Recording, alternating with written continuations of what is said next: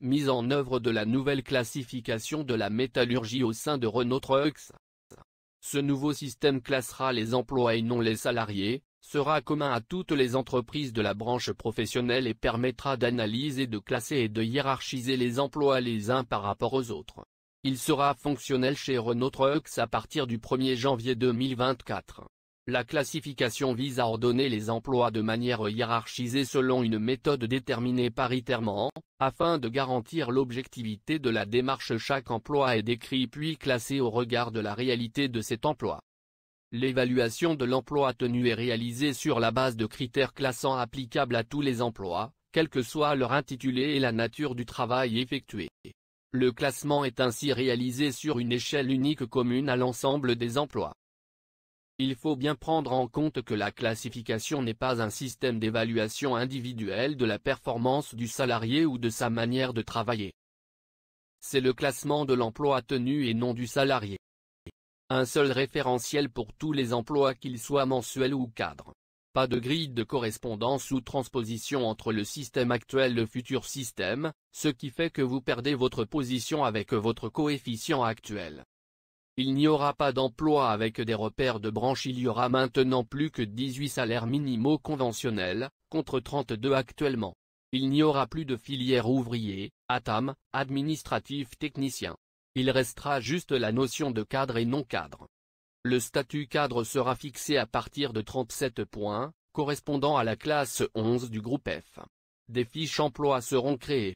Ces fiches descriptives d'emploi seront décrites ou complétées afin de permettre, comme le prévoit la convention collective de la métallurgie, une cotation de chaque emploi sur la base des critères définis dans le référentiel d'analyse des emplois de la métallurgie.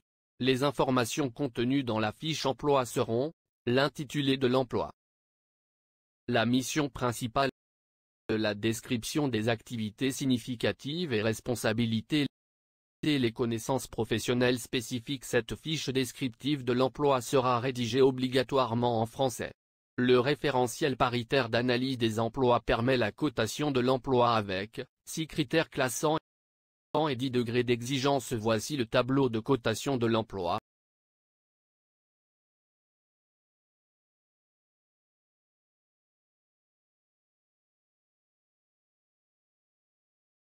Les 6 critères classants sont la complexité de l'activité, difficulté, technicité et diversité du travail, solutions à mettre en œuvre, problèmes à traiter.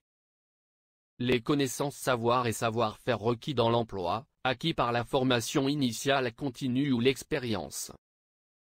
L'autonomie, l'attitude d'action, d'organisation et de décision dans le cadre de l'emploi, niveau de contrôle associé.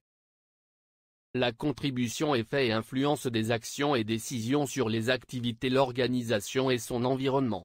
Nature et importance du champ d'action et de responsabilité. L'encadrement, coopération, appui, soutien, accompagnement, transmission, supervision, encadrement, management, coordination, qu'il s'agisse d'une responsabilité hiérarchique, fonctionnelle ou de projet. La communication, nature et variété des échanges et des interlocuteurs, transmission, concertation, négociation, représentation. Voici le tableau de cotation qui vous donnera les groupes d'emploi et les classes d'emploi. La direction ne nous a pas communiqué les salaires minimums conventionnels et nous comprenons pourquoi, car nous voyons ce que cela donne dans la convention collective de la métallurgie. Un salarié qui serait dans un groupe d'emploi C avec une classe d'emploi 6, cela représente un niveau bac 2 et accrochez-vous bien, le salaire minimum conventionnel serait en dessous du salaire minimum d'embauche chez Renault Trucks. Pour résumer, ce sera votre poste de travail qui déterminera votre salaire minimum par sa cotation et non vos compétences.